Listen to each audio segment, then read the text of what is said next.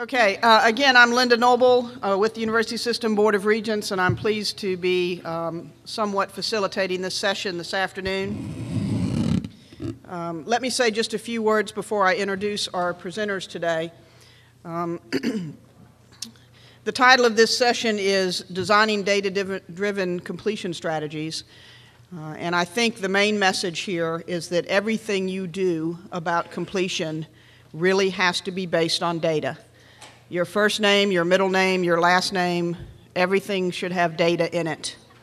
What that means is we want you to use data to take a look at what your challenges and barriers and roadblocks might be to students. So we want your implementation strategies to be based on data.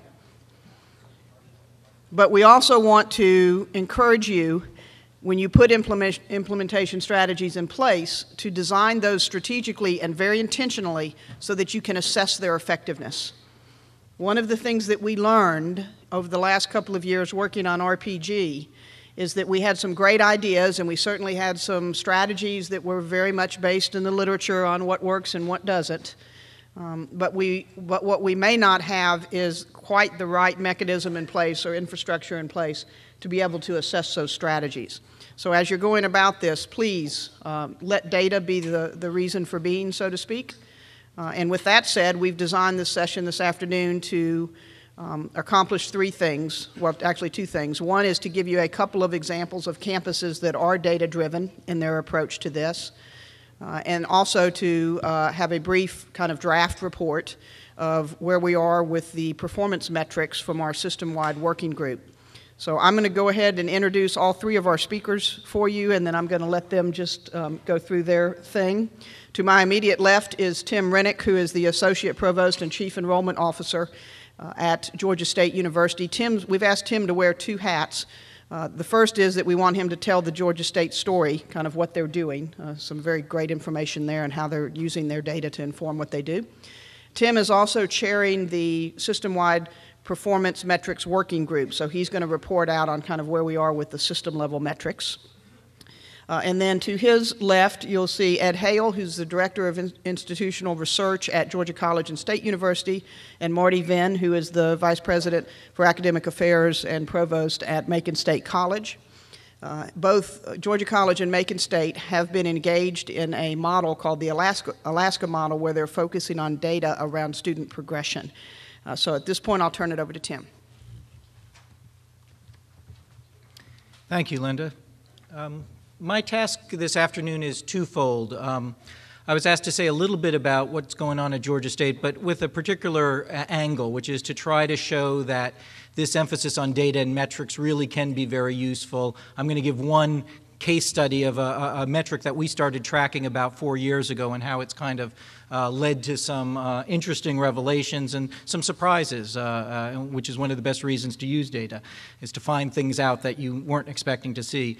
The second part of what I'm going to present this afternoon, as Linda just indicated, is a very preliminary report of the USG metrics working group. There's a group of us from across the system who have been looking at the broader menu of metrics out there and trying to make some judgments about, as we move towards performance funding in the state of Georgia, what the USG might put forward as useful metrics that might help focus our efforts.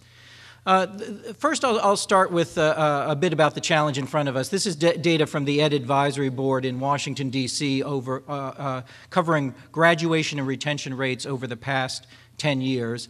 And if you can't see the numbers on the chart, you can see the lines going across the map of the U.S., and they're very flat. In fact, over the last 10 years, with all these new innovations, all these efforts and so forth nationally, the average retention rate for four-year public institutions is actually down by over a point. The graduation rate has inched up by about 1% as well. So the idea of moving these numbers in significant ways is a difficult one. And it's one we've taken seriously at Georgia State because, to be quite frank, historically our graduation rates haven't been very high. And when I took over this position, one of the common claims on campus, one that I supported as well, was that a lot of it has to do with the financial resources of our students. We're now up to 55% 25% of the freshman class on Pell, about 52% of the student body overall. We're 60% non-white. We're about 40% first generation. And so this isn't the profile of students that tend to graduate at extremely high rates. But saying that it's in part due to finances is a nice truism, but it didn't have a lot of impact until we began trying to say, well, are there some ways to capture this via data? One metric that we began using about 4 years ago was this metric of unmet financial need. So this is far more nuanced than just looking at what is the income level of the family of the student in question, but instead trying to do a calculation of based on the full year cost of an undergraduate in-state education at Georgia State. This, by the way, is an objective data for all of your institutions. This is an objective number for all of your institutions because it's in many ways set by the federal government. It's the basis for a lot of financial aid calculations. At Georgia State this year, it's a little over $20,000 when you add tuition, fees, books, room and board, so forth, the full cost of full-time education. So you start with that number, and then you build up the resources for each student. This includes Hope Scholarship. About 70% of the incoming freshman class at Georgia State is on Hope. Federal loans, as I mentioned, the large Pell number is a grant system. Work study, that's important to note here, that part of the resources that are available to every student, according to federal calculations, include a certain amount of labor that they put in every week, either in work study or other programs, about 20 hours per week. And then on top of that, family contribution. And if you're at a very elite and fortunate institution, the number that you will gain from adding all those colors together, those different levels together, will equal the amount of a full year of education at your institution. But for just about everybody in this room, for all of our institutions, that's not the case. In fact, in many institutions, that's not even close to the norm.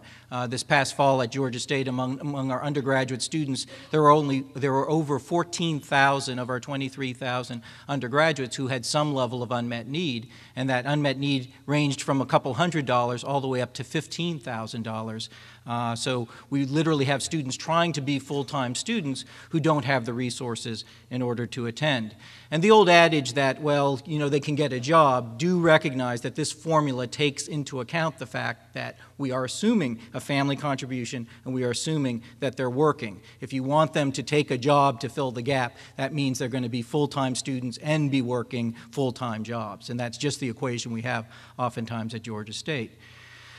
The trends as far as unmet need are discouraging. These are numbers from the last 6 or 7 years over the average level of unmet need by class. The freshman numbers leapt up by record amounts this past year at Georgia State, 59% one-year increase from an average of 2,700 to an average of 4,300. And you all know the reasons why that occurred. It was largely the cut in Hope that made that big difference with over 70% of our students coming on Hope. The purple line at the top is our seniors. They're in the worst shape of all our students. They have the highest levels of unmet need. And again, if you think about it, you probably can figure out why, that they, in many cases, have used up all their hope. They've either lost it because their GPA dropped below a 3.0 or have taken more than 127 hours. And about half the seniors at Georgia State have more than 120 hours, so that we have lots of students running out of that aid. We even have students running out of federal aid because we have such a high percentage of our students coming in as transfer students. By the way, there was a dip the last 2 years, a very slight dip in some cases, more marked in others, and that was largely due to the increases in Pell grants and in Pell eligibility as well. So what are the impacts of this one metric, looking at unmet need? Well, what we began to do this fall is make some judgments about how the cuts in Hope and how the increases in unmet need have actually impacted student enrollments. These are drop numbers from the last couple falls. The first column is fall 2010, second column fall 2011. And you see a lot of interesting things in this data. For one thing, more students were dropped than ever before. These are students who were fully registered for classes, met all the academic academic requirements, intended to enroll by all outward signs, but who we ultimately had to drop because they couldn't pay their tuition and fee bills. The credit hours dropped was even more marked. And then as you're looking at the fall numbers, the last two lines is the net loss. We all know that after you do some dropping and so forth, there's a scurrying that goes on, and lots of students then find the money and come back. But what we found this fall is we had a 54% increase in the number of students who just couldn't find a way to get back in classes, and almost a 200% increase in the credit hours that were lost in this whole process, telling us that not only did we have students who were not able to attend who wanted to, but we also had students who were attending who were taking fewer classes than they wanted to because they couldn't afford to pay their entire bill. And neither of these are recipes for complete college Georgia. This is not what we want to see, is students dropping out because they don't have the money or taking fewer hours because they can't afford to be full-time students. What we saw in the spring, in the early stages of the drop process, was even more sobering, where the increases in the number of students dropped and credit hours were quite high. And then when you look at this metric of unmet need from another perspective, it also tells us that it has great impact on academic performance. So here's a fairly simple chart to talk about a complex phenomena. The horizontal axis, the bottom of the chart, is the level of unmet need. The far left is students who have all their need met. The far right goes all the way up to $15,000 a year of unmet need. And the vertical axis is just the percent of students who fall in that need category who are able to maintain a 3.0 GPA.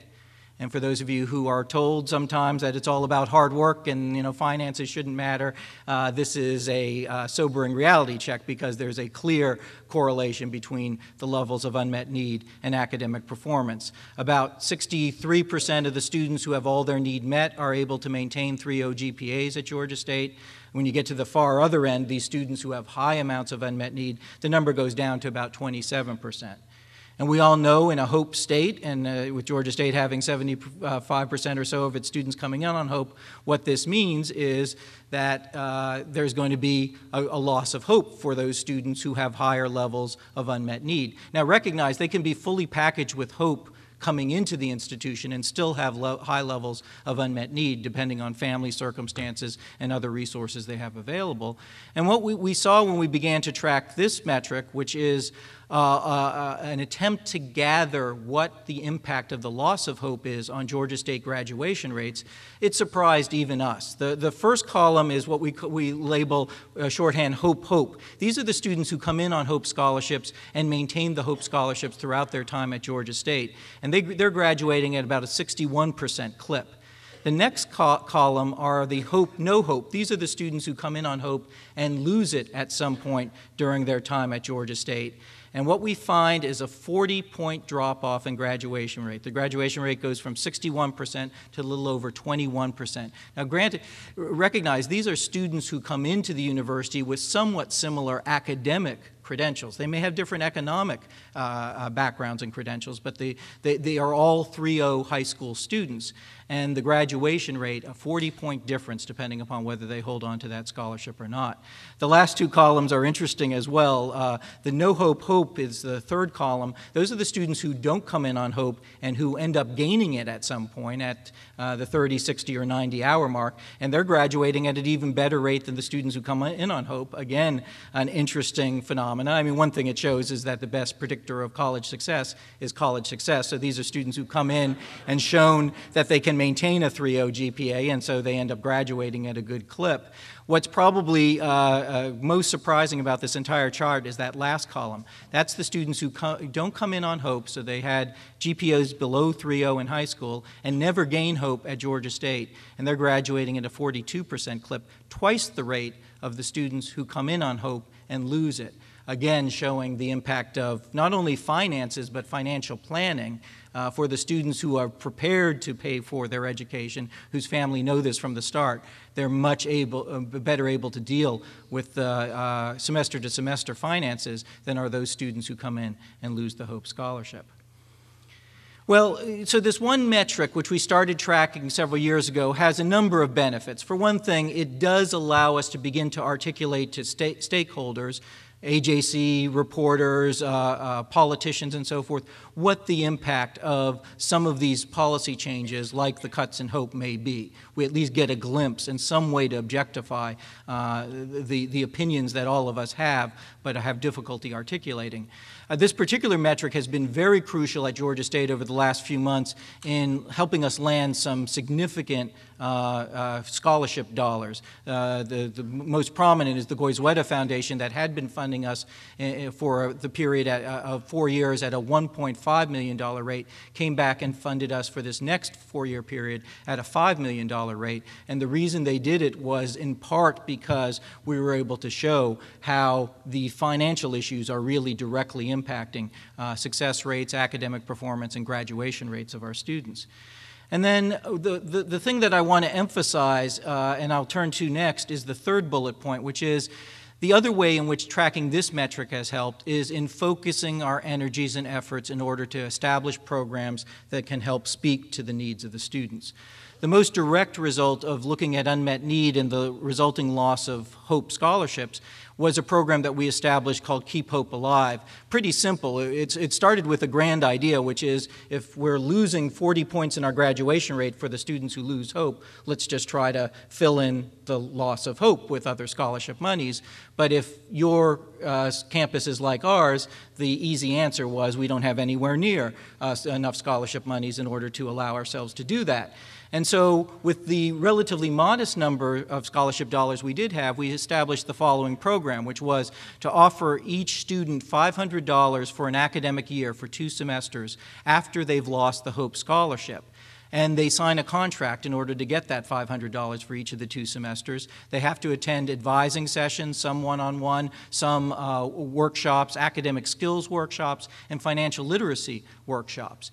And what we found is that whereas for Georgia State's students overall who have lost the Hope Scholarship, only about 9% ever gain it back again. For the students in this program, the first year we did it, we got the number up to about 40-something%, and last year is up to 62%.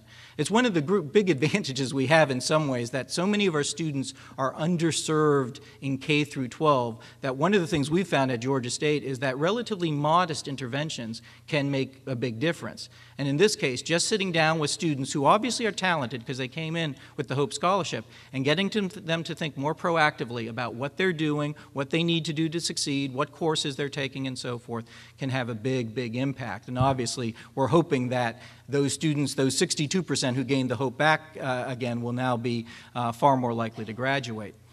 Another program that we've developed is an effort to use our work-study money and other assistantship money for students in a way that might help their graduation rates more directly. So rather than having them on work-study working in the library or the cafeteria or in other sorts of jobs around campus, we've begun assigning them to faculty members to be research assistants. They work in the same way that a graduate research assistant might. Clearly, the capabilities are not uniform across the board, but the main goal of this program was not to have our faculty member gain help in their research. It was to say, what would the difference be if rather than students being set out on their own, especially in that tough freshman and sophomore years, we instead put them in contact with faculty members. We try to fit them with faculty members who are in their own area of interest and study, and set up a faculty-student mentoring relationship. And here you see some of the numbers. The one-year one-year retention rate for the students in that program is well over 90%, 93%, and given our student profile, that's a very good number. And the 6-year graduation rate about 30 points higher than for the students not in that program. Here's a program that we started 6 or so years ago that fits well with some of what you heard this morning about some of the recommendations from Complete College America. It's another program that's done on the cheap, to be frank, because we don't have a lot of resources. This was an effort to use work-study students to help with tutoring issues. And I know a number of you have programs like this across your campuses as well. Supplemental instruction, basically we took a look at the courses with the highest DFW rates across campus, especially those in the freshman and sophomore years. We then found undergraduates, oftentimes undergraduates who are already being supported by the university in some kind of scholarship program or work-study program, who did well in those same courses in previous semesters. We established a training program for these students, and as was described this morning, they actually sit in on the class, even though they've already taken it, and then hold tutoring sessions, instructional sessions, a couple times a week for the students who are currently taking the course. With high numbers of first-generation students, high numbers of underrepresented students, this program, I think, probably has a disproportionately positive impact, because a lot of national data shows that those students are less likely to show up for office hours, less likely to ask questions in class, and so forth. But here you have oftentimes a peer, in many cases, of a similar background as the student who may be struggling with the course, and it's a conduit for them to get some information and some insights. Sometimes these undergraduates have insights to understanding the material that some of our faculty members do not. And you see, again, the results. This is a sampling of 6 or 7 courses that we offer supplemental instruction in, but we've now expanded the program to well over 20 courses. But on average, there's about a half a letter grade performance jump for the students who avail themselves of this particular service. And by the way, one thing we've done at Georgia State, which helps us with a lot of the data we're collecting here, is we've established these swipes so that anytime a student comes to any of these programs, they swipe their university ID card. That way we have all the demographic data and can track it out into the future. These swipes can be connected to just about any PC. They're not expensive to purchase, but they make a real big difference in beginning to collect data across campus. You go from handwritten notes that then can't be aggregated in any reasonable fashion to all of a sudden having up-to-the-minute accurate data day to day about who's attending what and how often they've attended. So all of this does make a case for metrics, and this is kind of phasing into the second part of my discussion about what's going on at the system level with regard to the use of metrics. They really do make a difference in lots of ways. None of us are using them enough, so we all need to learn from each other about ways to tap into metrics more effectively. The reality is all funding that every system in the United States has is formula funding in one way or another. We've always had funds distributed according to some pattern, either if only politicians' whims. And of course, we've had a formula funding in the state of Georgia for a long time. So the idea that we use metrics more aggressively for funding is not really a matter of if, it really is a matter of how we're going to do it. And we all need to spend some time thinking about what might be effective. We do have to become more efficient. We all know the cuts that the system has absorbed over the last 3 to 4 years. I think we all also know that most of that is not coming back. If anything, that's probably a trend that will continue into the future. So we need to find ways to be more efficient with what we do, and the reality is data and metrics are a crucial tool for doing that. It's been by necessity at Georgia State with over 30,000 students and not a lot of support systems in place. We've had to use data as best we can to use our resources effectively. And the other part of it is we do need to innovate. We heard this fact this morning too, that the students that we are teaching now are not the students of a generation ago. In fact, I've gotten away from even talking about traditional versus non-traditional. I don't know what that word means anymore. The vast majority of Georgia State students are not living on campus. The vast majority are working, 20 hours plus a week and so forth. It's so hard to figure out what a traditional student would look like on a campus like Georgia State's. But the reality is that we need to come up with programs, innovations that speak to and address the needs of the students we're teaching. I'll be very brief on this point, but the reality is that when it comes to performance funding, there's a large array of options out there, and different states are trying different things. At least in theory, Indiana put forth the idea of putting the emphasis primarily on outcomes, on the number of degrees conferred, and the idea was to let institutions innovate to come up with ways to get that number moving in a positive direction.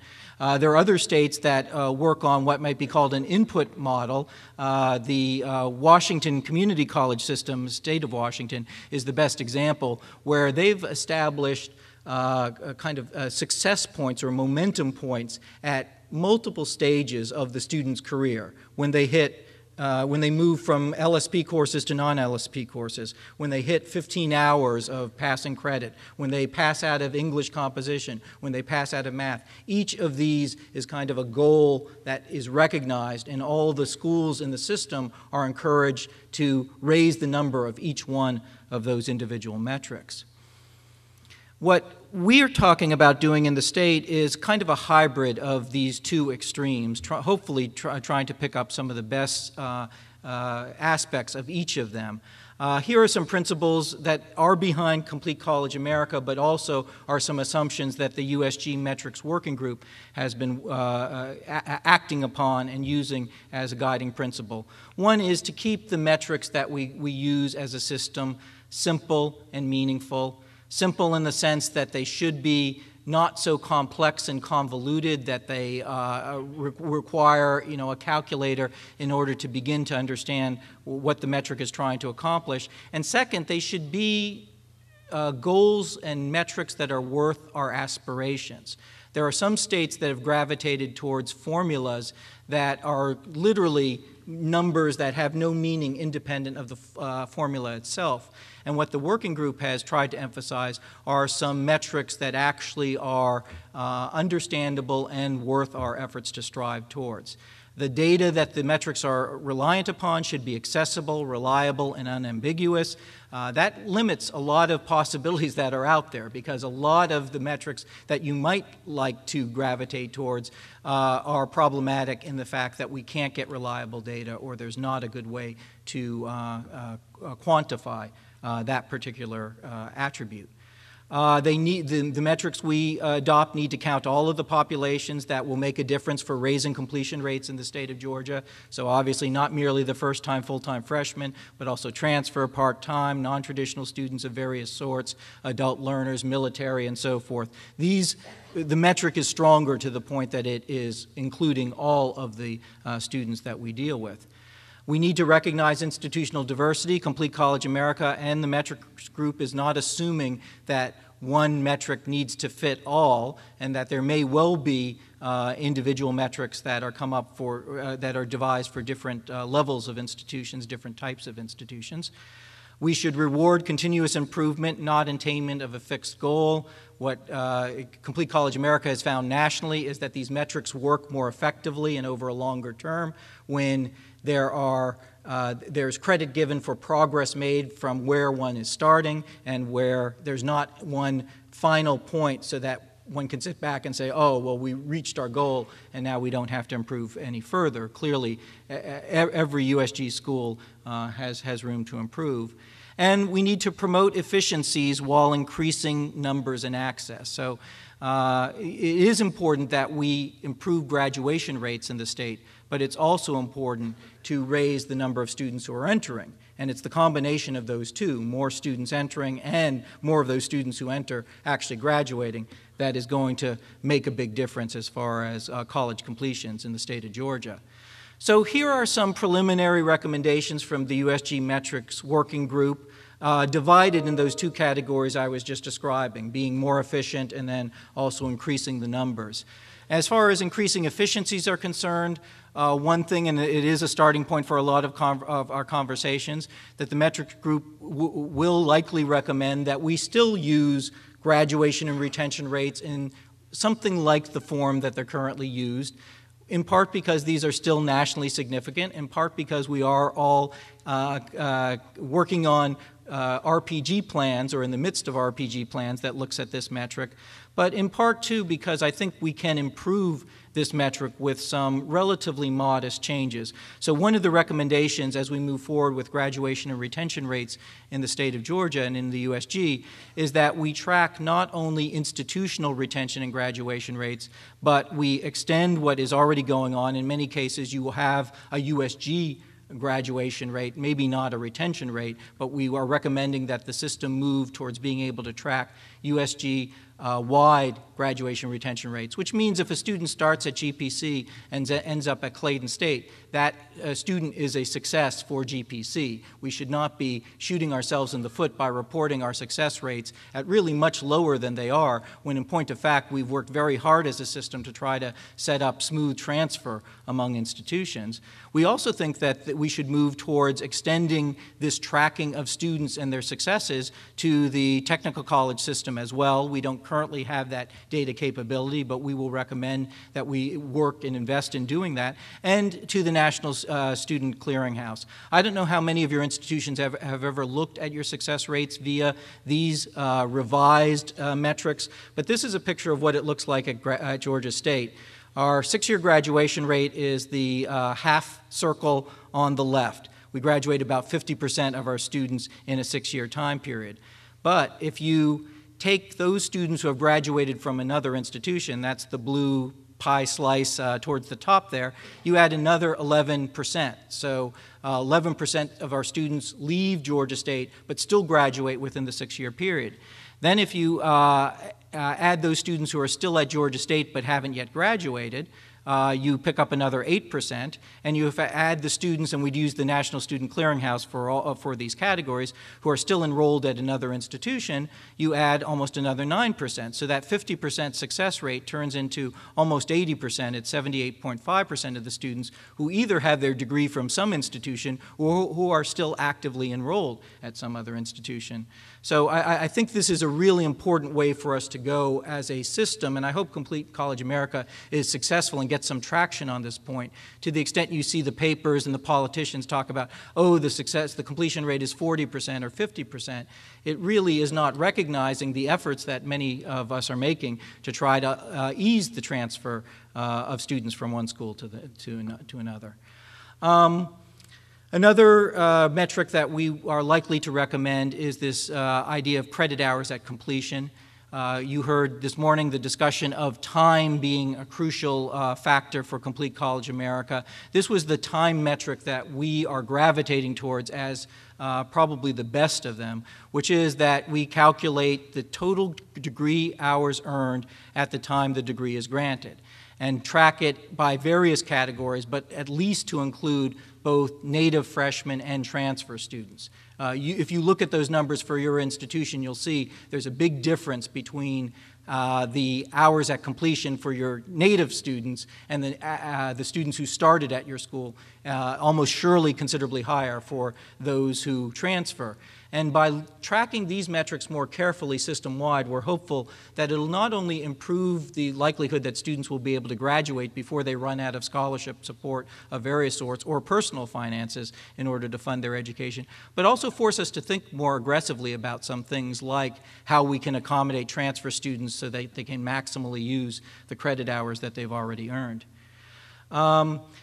What this slide was designed to show you is that it's kind of a confessional on the part of Georgia State. There are lots of terribly inefficient things that we currently do, and if we maybe put more pressure on us to lower the average credit hours earned at the time of degree completion, we might do a lot better. This is a number that was derived in order for us to think about our nursing admissions requirements. Currently, we admit nursing students, and only about 20% of those who apply get into our nursing program at the end of their sophomore year. So they begin officially as nursing BBA students in the junior year. All the time before that is designed to be preliminary. They take required courses, and then they ultimately apply in a very competitive process. What we asked is, well, what would happen if rather than keeping them waiting 2 years to find out if they're in, and then 80% of them finding out they need find another major, if we did it after 1 year? So we looked at the overall freshman GPAs for our students at the end of their first year relative to admits into our nursing program over the last 7 years. And what we found out is, although we have hundreds of students below 3.0 who are trying through their junior years and so forth to get into the nursing program, that the reality is not a single student has been able to do that in the last 6 or 7 years. The vast majority need at least a 3.6 at the end of their freshman year to have any chance of getting in. Well, would that not lead, and I'll say it has at Georgia State. We presented this data to the nursing faculty, and they immediately said, oh, we thought all those specific required courses, they have to take physiology, anatomy, and do this grade and so forth, were really necessary, but maybe we can find a way of making a decision much earlier on. We're in fact moving at Georgia State to a targeted advisement system, web-based system based upon just this sort of data. Because I'm short on time, I won't go through all the details, but what we found is that for individual majors, the first course that a student takes within that major can be highly predictive and can also show us when warning signs may be necessary. So the bottom chart on the right shows the graduation rates for political science students based upon the grade they got in the very first political science course. And it goes from 80 and 75% to the students who got A's and B's to 25% to for the students who got C's, obviously lower for those who got D's and F's. The reality is we've never made any attempt at Georgia State in our advising offices to reach out to students who get C's in their first course, but that's maybe when we can intervene and either direct them to an area where they have better success or get them the help they need to be successful in that major. The third metric having to do with efficiencies is course completion ratio. And this is looking at the ratio of the number of hours successfully completed in courses to the hours actually attempted. Again, I know a number of your institutions are tracking this. It's particularly, Michael Crow, who is sitting on the metrics group, has described this as the smallest unit of success rate that we can, kind of measure. And it's an important one. And it tells you a lot when you begin to look at individual numbers. We've been able at Georgia State to revamp, for instance, our whole math program based upon these, the high level of failure rates for some individual courses. It gives you the ability to track how your LSP students are doing once they begin taking other courses and so forth. The other side of the equation is trying to raise the number of students who we are teaching and ultimately successful with overall. So this is the second piece of the puzzle, growing the overall numbers. And the metric that we are most in favor of here to start things off is just looking at the number of degrees conferred. But what we want to propose here is that we begin as a system, we've talked about this for several years, to really look at success and degrees conferred in a more collaborative way. So one of the recommendations you'll see embedded in this document is the idea that a student will be granted an associate's once they reach 60 hours of passing credit and have completed area A through E, and that the success for that particular student will go and reside with the institution who originally enrolled that student.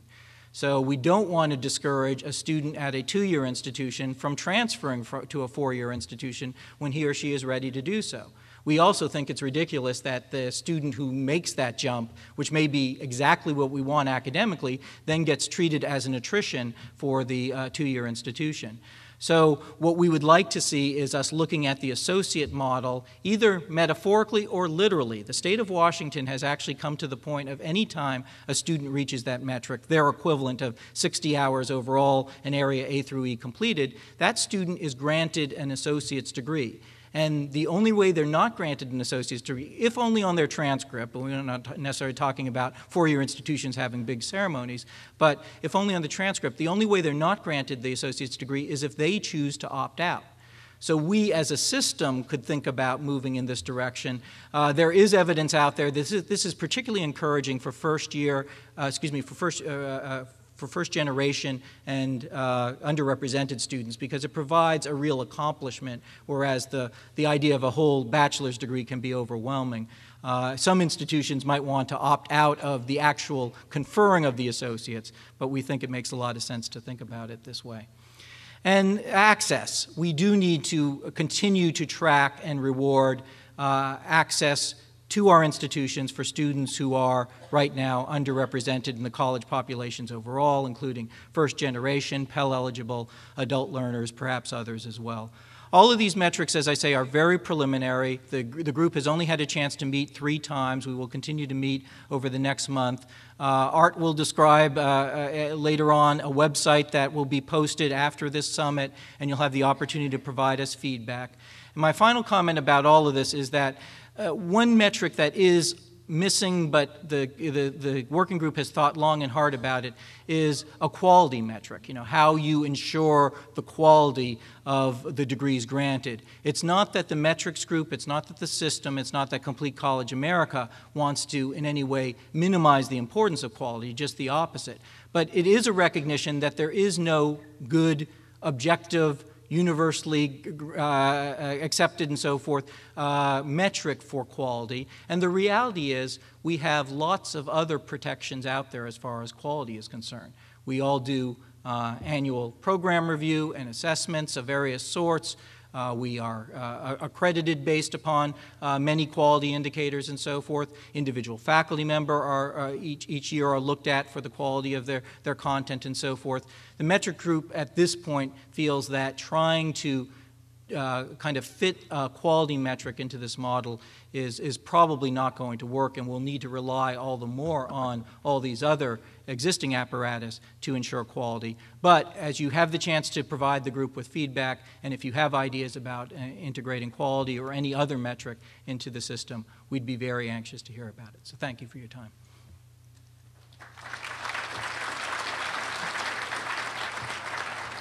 Thank you, Tim. I'm going to turn it over now to Ed Hale from Georgia College. We will probably have a few minutes for questions at the end, so if you'll hold your questions till everybody's done.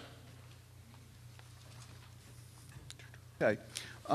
Marty and I are going to talk a little bit about what's been referred to as the Alaska model. About a little over a year ago, a call went out nationwide for schools to participate in a pilot project that was going to look at a new alternative methodology or series of metrics for assessing retention, progression, graduation, and a few other things. Macon State and Georgia College were 2 schools in the state that decided to participate. And what we want to do is give you a little background information on exactly what the Alaska model is, and then give you some of our experience in using it.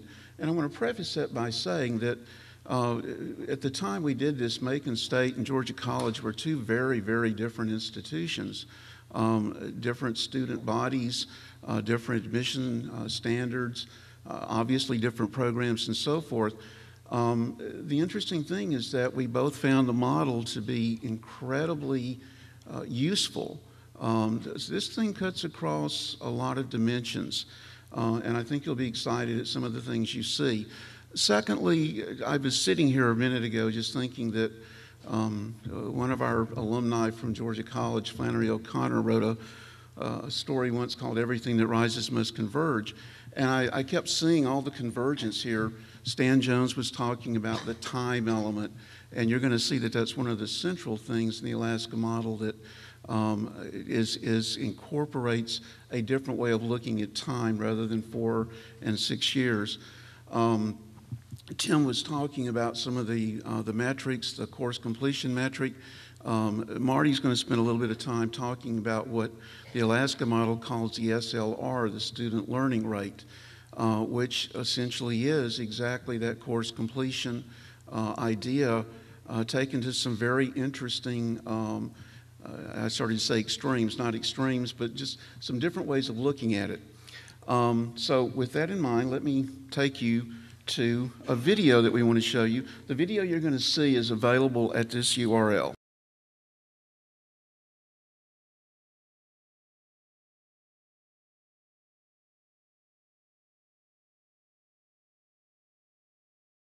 Okay.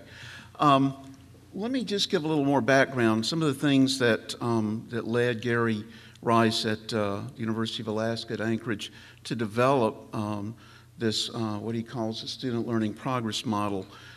and he has a lot of criticisms of the iPad's graduation rate as the sole measurement. First of all, it doesn't track all the students that we serve in higher education. It's focused only on that very small group of first-time, full-time freshmen, and it essentially ignores a huge number of students that we serve. Secondly, it sets an extremely artificial time frame for awards. I don't even know that when the iPad's rate was established in the 90s that it really made any sense then. It certainly doesn't today. In many ways, it does not reflect our institutional mission, our instructional missions. We don't just educate first-time, full-time freshmen. We educate a lot of people. As we saw the faces this morning, we see very, very different groups of people that come through our institutions. This was a very important thing for Georgia College. We're in the situation where we have an extremely good retention rate. Our freshman retention rate is very high, one of the highest in the systems, but we lose our students. They tend to go to other places. They transfer out, and you'll see an example of this in a minute. And part of this is because we have that very easy access. People can transfer from one institution to another. We end up, in a sense, getting hurt by using the iPad's rate to look at our graduation success. And then lastly, it underestimates an institution's performance by reducing student success to a single rate or a single measure. There are lots of ways that we need to look at success.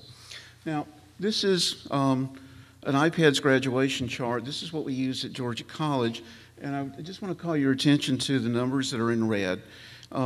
If you look down the 2004 cohort, we had 918 first-time, full-time freshmen. That's our cohort going across.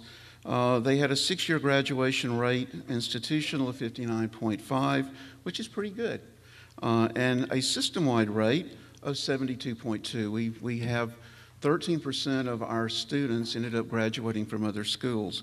My boss, Stash Preschewski, chooses to look at it. He says, well, look at it this way. He says, if you look at the ones that retained into the senior year, well, we graduated 93.9 or 94% of them.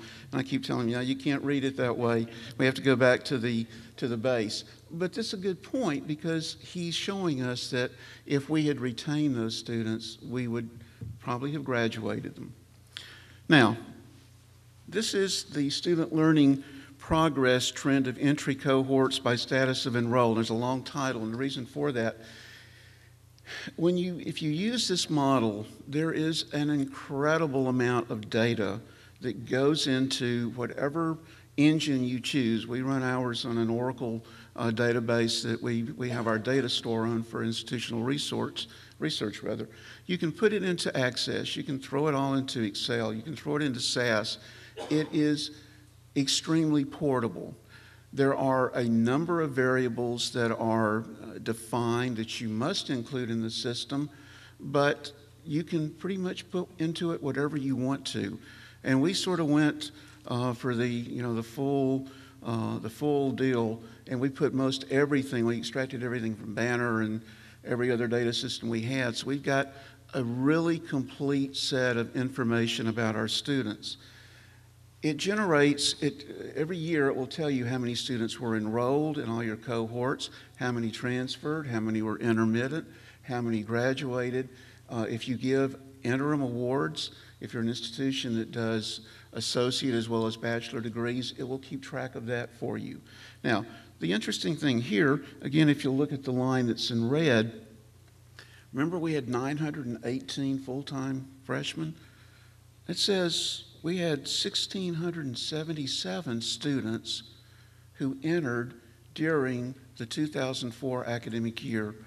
We lost,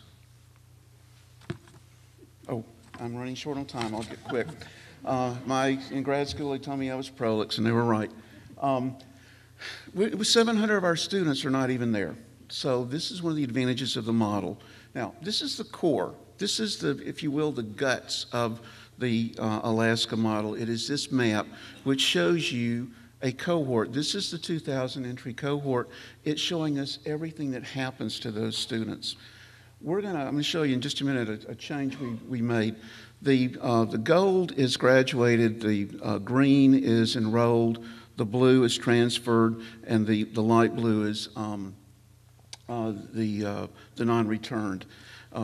What we're doing at Georgia College is breaking the graduated down into graduated from us, graduated from USG schools, graduated from other schools. We're also doing that for transferred out. We get our data from NSC. Just real quickly, there's innumerable charts that you can get with this system, and they're built into it. The last chart, I just wanted to show you, this is just a comparison of our non-returned students over three cycles, and we're seeing that they decreased, we lost fewer students over time. This is an immensely useful model. Real quickly, how we're going to use the model at Georgia College. First of all, it supports campus-wide dialogue, because what we're doing is we're sharing these across campus, these various tables and charts that are generated. Secondly, we're using it to help us develop some predictive models. We're looking at what's been happening and trying to make some projections and predictions about what's happening to cohorts in the future and where we can intervene.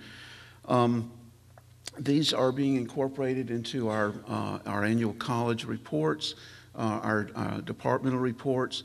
We're incorporating pieces of this into our comprehensive program review in some places, and we're beginning to break these things out into departmental and even programmatic levels to see exactly what's happening to students. I mentioned program evaluation. We're using it, obviously, to affect institutional decision-making as we look at retention and graduation and progression. One of the things we're doing is using some of this data in a system where we are setting graduation incentives for departments and using this data to show them where there might be roadblocks and so forth. Lastly, it simply provides a more accurate metric in looking at performance models that include RPG. Our incentive program at Georgia College is indeed performance-based, and this gives us a much better way of holding departments accountable. Lastly, the strengths of the SLPM for us is that it's student-centered. It tracks all of our students. It values all learning. It's mission-centric. It forces us back to our instructional mission. We share information between peers, other institution types. We're looking at some other places where we're trying to generate data internally from our aspirational and comparator schools, what they would look like if they were using this model. It helps us make a case for accountability internally, and it has some ability for us to use in making predictions. I indicated that we were making a change. This is the table or the map I showed you earlier. Here's where we change it, and this is from 2000 to show you additional graduates that went to graduate from USG schools, graduate from other schools. This gives us a much better handle on what's going on, and the fact that it's visual and easily interpretable, we find our departments in particular, when they begin to see this data in this fashion for their own graduates, it's amazing. I'm going to turn it over to Marty. She's going to talk a little bit more.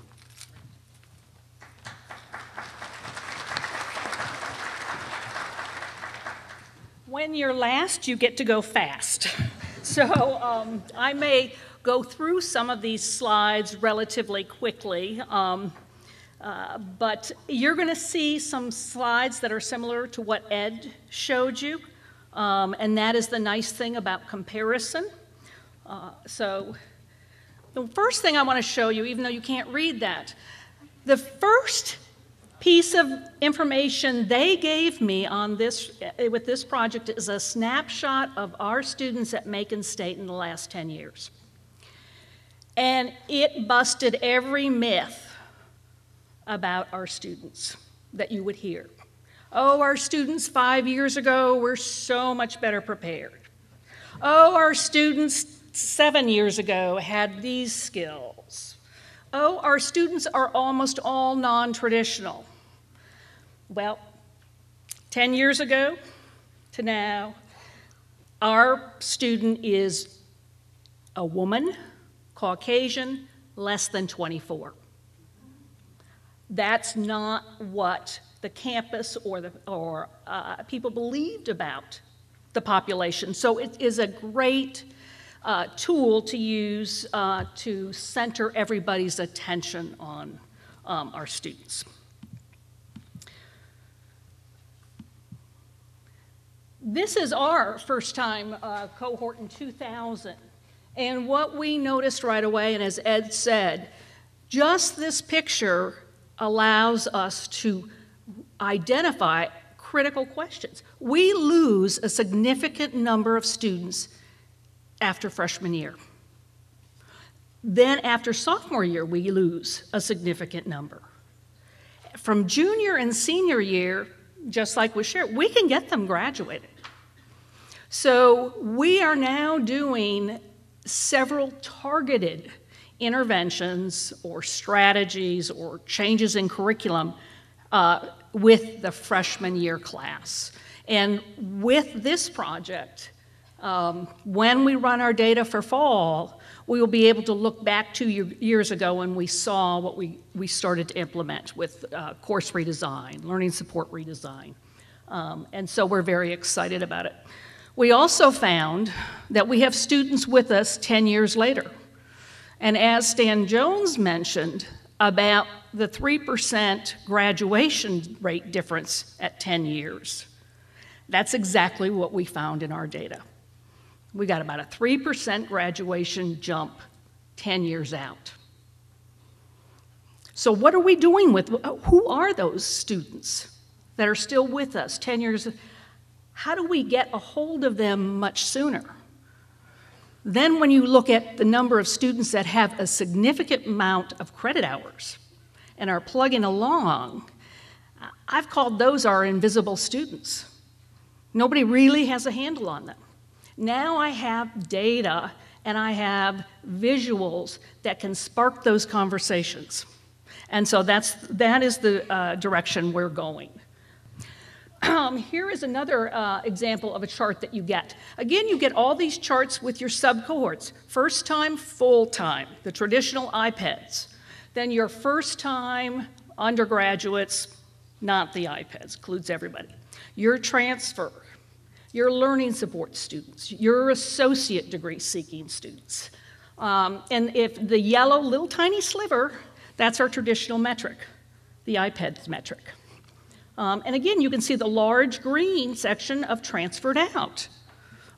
We also use the National Clearinghouse, and we are able to track 50% of those students that have transferred out that are now at other system schools.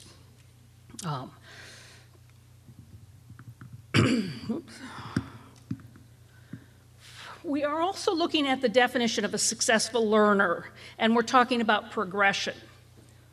So we're looking at those who've earned a degree but took longer, started as a part-time student and then graduated with a bachelor's degree, those that got an interim award, an associate degree, and what we're finding at Macon State is that is something students are choosing. It's also something that parents are saying to their children, get the associate first and then go on to get your bachelor's degree. So there's a whole conversation around that. Non-degree seeking students who end up with a bachelor's degree. Those who did not earn a degree but were successful in 25% of their courses or more. Again, going to that idea, do we want to, at 60 hours on the transcript, mark them with associate degrees, and those that transfer out. Those are all the students that we are looking at. This chart talks about the successful learning rate.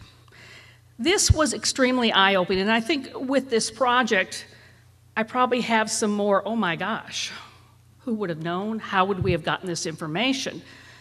If we didn't have this information, we couldn't then make some changes. They talk about cumulative learning progress. How many courses do students successfully pass in that first year they're with you? and we want to get 4, 5, 6-year graduation rates, our student learning rate, students average 4.1 courses in a year successfully. So we're not even close to getting to that, upping that graduation rate with what's happening with our freshman year students. That's the first piece of data, hard data that we have to look at that. So what's happening? We have a lot of withdrawals. We have the same problem with nursing. Those students that want to be in nursing can't get through A&P, and they take A&P once, twice, 3 times, 4 times, that there's no mechanism that was talked about, like Arizona State, where there's a trigger, where we have an advisor step in.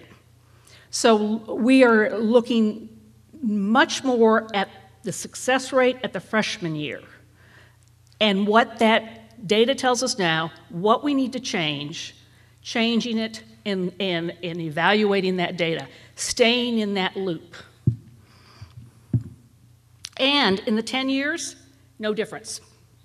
It was the same way 10 years ago as it is today. And that's because we really haven't done anything different. So what we are doing with the model right now is really primarily in the academic side of the house. We have gone from a centralized advising and tutorial model to a decentralized advisement. We've placed professional advisors in all the schools, unless the school chose to use one of their faculty members in that role. We have taken the tutoring, which was centralized, and I have put the resources closest to the student and have done that through the academic units. So the math department, they looked at their data. They said, we can make a change in this by having our own math ARC, staffing it with their own people, hiring their own students to tutor. They're good students, and they're finding their success rate in their classes has gone up. They're doing that in business. They're doing that in English, history, and in the School of Information Technology. The faculty have designed stronger interventions than I could have designed in my office with my team. They're being held accountable to the data. They get the resources to do what they need. So we've had some good success so far with that. We completely redesigned our learning support. And we've had it going now in our second semester. Our first semester fall, over 90% of the students who took the Compass at the end of the learning support math, reading, and English successfully exited it out. So we're excited about that.